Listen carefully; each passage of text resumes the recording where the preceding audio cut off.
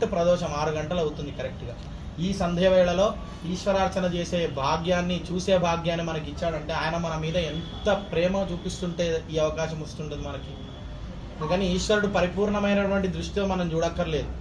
ఆయన వెళుతూ వెళుతూ క్రీగంట అంటే సైడ్ నుంచి మనల్ని చూస్తే చాలు మన జన్మలు ధన్యం అయిపోతాయి. అలా చూడబట్టే ఇవాళ మనం ఇక్కడ కూర్చున్నాం.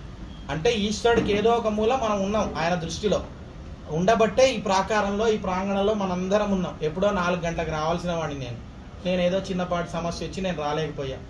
మా స్నేహితుడు ఫోన్ చేసి నాకు ఇబ్బంది అయ్యేటట్టుంది నాన్న, నేను రాలేనంటే కూడా నువ్వు ఖచ్చితంగా రా, ఇబ్బంది అయినా పర్వాలేదు, ప్రేమ వాడికి నా మీద ఉండే వాత్సల్యమో ఏదో మొత్తానికి అలా నన్ను పిలిచాడు. నేను వాడిని నిజంగా నాకు కృతజ్ఞత, ఎందుకంటే నేను ఒకవేళ ఇక్కడ రాకపోయి ఉంటే ఈ అర్చన నేనుగా మిస్ అయిపోయేవాడిని.